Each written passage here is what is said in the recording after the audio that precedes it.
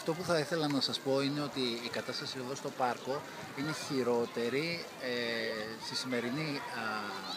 σήμερα από ό,τι τον προηγούμενο καιρό.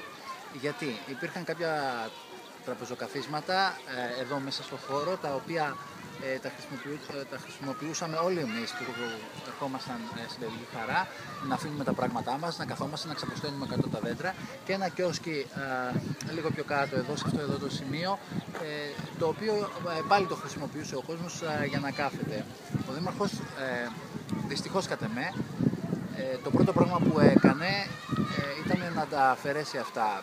Γυρίζω στα Βρυλίσια, μένω αρκετά χρόνια και ψάχνω να δω τι θετικό έχει κάνει αυτή τη στιγμή ο Δήμαρχος στα Βρυλίσια και ψάχνω να βρω ένα. Αντίθετα, έχω να πω ότι αυτό που έκανε ήταν αρνητικό. Κάναμε κάποιο ραντεβού μαζί του, τον ρωτήσαμε γιατί τα έβγαλε, μας είπε ότι ενοχλείται ο κόσμος εδώ που μένει γύρω-γύρω, αλλά υπάρχει και άλλος κόσμος ο οποίος έρχεται εδώ πέρα ιδιαίτερα τους καλοκαιρινούς μήνες και απολαμβάνει πραγματικά το πάρκο. Δυστυχώς δεν μπορεί να αφήσει τα πράγματά του, δεν μπορεί να κάτσει, δεν μπορεί να χρησιμοποιήσει, δεν κάνει χρήση σωστή του πάρκου όπως στο παρελθόν. Δεν έχω κάτι με τον Δήμαρχο, πραγματικά θα ήθελα να βοηθήσει την πόλη μας και το μέρος εδώ, και γι' αυτό έχουμε κάνει και ένα ραντεβού μαζί του και του έχουμε εκθέσει τα προβλήματα. Επίσης υπάρχουν προβλήματα με τα αδέσποτα, σκυλιά τα οποία, αλλά και τα σκυλιά των πολιτών, τα οποία έρχονται και κάνουν τις καθαρισίες τους μέσα στο πάρκο.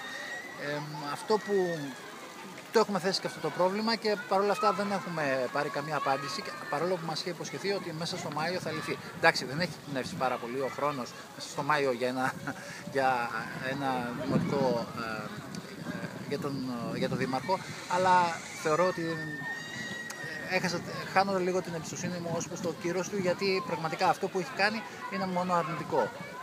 Το θέλαμε πιο κοντά μας, ευτυχώς ή δυστυχώς. Κύριε Δήμαρχε, κάντε κάτι για αυτό το πάρκο.